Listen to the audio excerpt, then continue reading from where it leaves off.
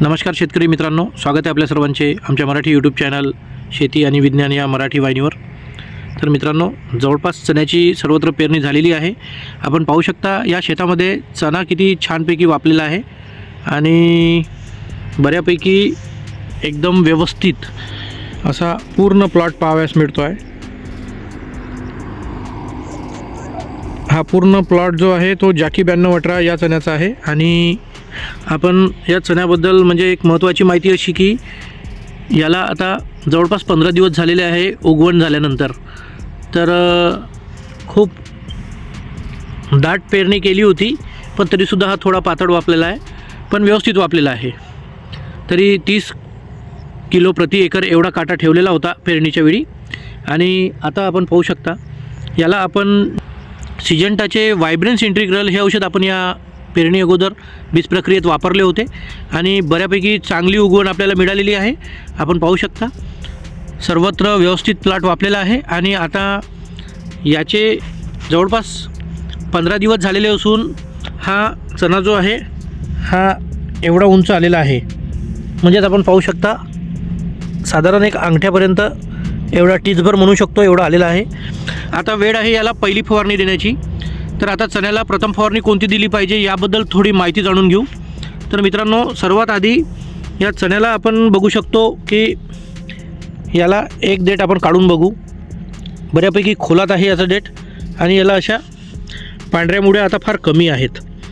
तर त्याचकरता आपल्याला जे आहे ते याला व्यवस्थित याचे मुळांची वाढ व्हावी आणि या चण्याला मर येऊ नये किंवा बुरशी येऊ नये याकरता आपल्याला याच्या पहिल्या फवारणीमध्ये एक थायपोनेट मिथाईल घटक असलेलं बुरशीनाशक वापरणे अत्यंत आवश्यक आहे।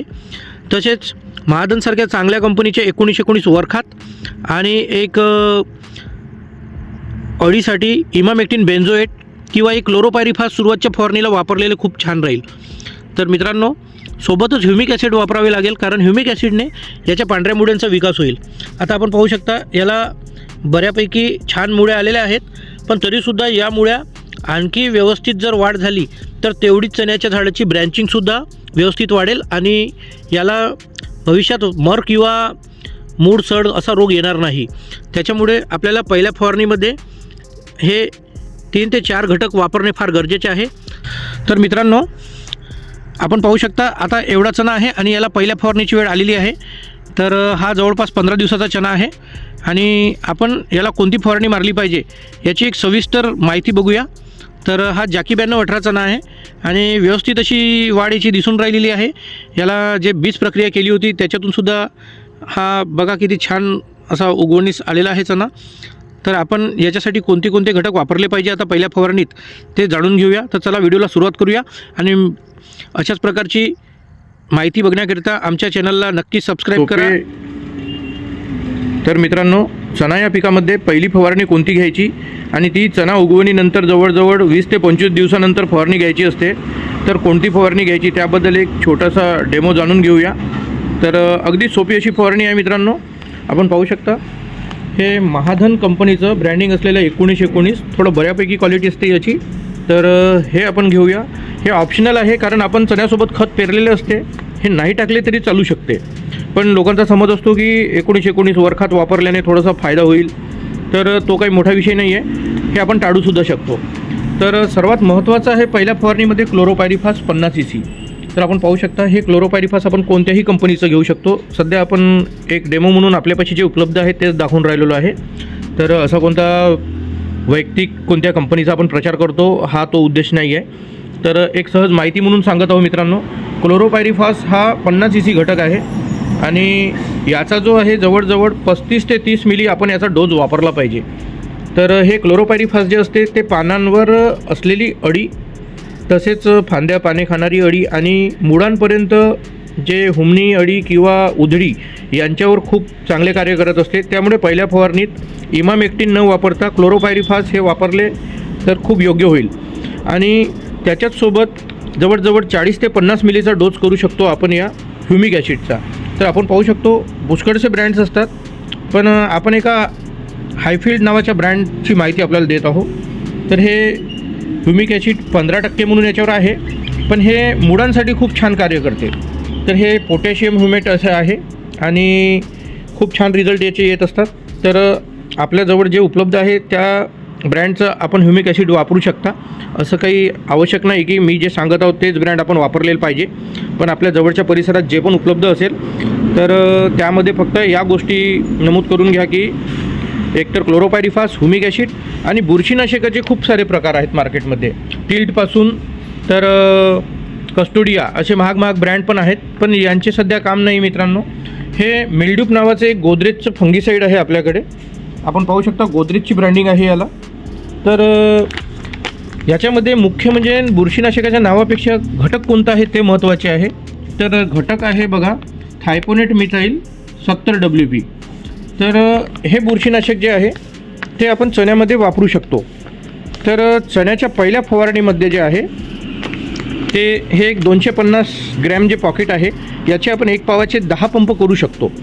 तर अशा प्रकारे याचे 10 तर हे 20 पंपाचं आहे. हे अर्धा लिटर असतं तरी आपलं काम झालं असतं. तर अशा प्रकारे मित्रांनो 35 ते 40 मिली याचा डोस, याचा 50 मिली किंवा 40 मिलीचा डोस आणि याचे सरळ 10 पंप करून घ्यायचे.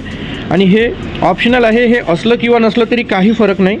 तर अशा प्रकारे आपण चण्याची जर ही पहिली फवारणी केली तर आपल्याला काय फायदे मिळू शकतात की या फवारणीमुळे एकतर अळी किंवा मुळांवर कोणते जर इफेक्ट असेल अळीचे किंवा हुमणीचे ते चालले जातील. याच्यामुळे या ह्युमिक ॲसिडमुळे एकतर पांढऱ्या मुळांचा विकास होईल. आपण जे एक रोपटं उपटून बघितलं होतं तर त्याला मुळं फार कमी होते. तर तंतुमय आणि बारीक मुळं आणि पांढऱ्या मुळ्या वाढण्यासाठी ह्युमिक ॲसिड खूप महत्त्वाचं कार्य करते. तर त्यामुळे जेवढे भरघोस मुळं वाढतील तेवढाच झाड वरती शाखारसुद्धा घेणार आहे. आणि मित्रांनो हे जर बुरशीनाशक वापरलं तर थायपोनेट मिथाईल जसं रोको बायोस्टेट कंपनीचं येत असते. मी तुम्हाला गोदरेजचं डेमो दाखवत आहो. बुरशीनाशकामुळे काय आहे मित्रांनो मर रोग थांबण्यास खूप मदत होते आणि पुढे चालून झाडाच्या वाढीस म्हणजे कोणताच व्यत्यय येत नाही आणि व्यवस्थित झाडांची वाढ बघायला मिळते.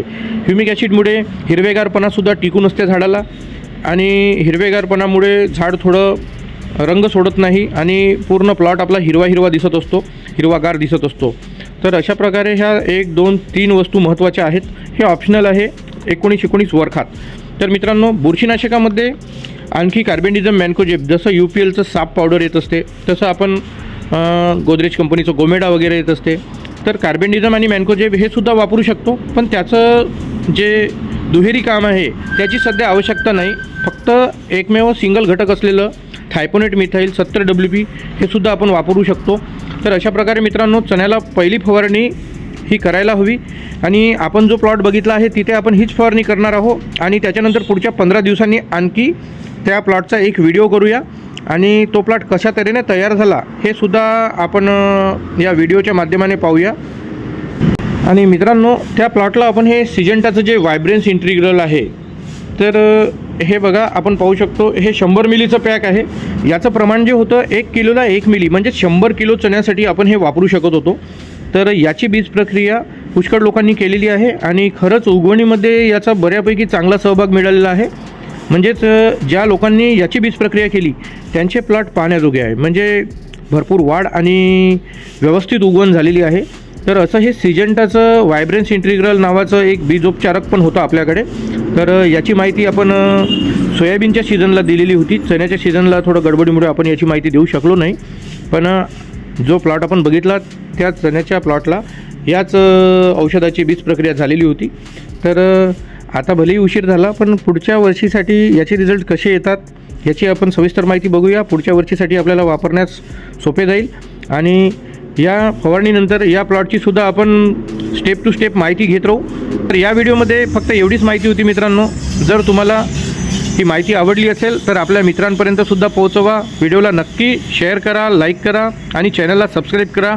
तर भेटूया अशाच एका नवीन व्हिडिओमध्ये. तर तोपर्यंत जय हिंद आणि धन्यवाद मित्रांनो.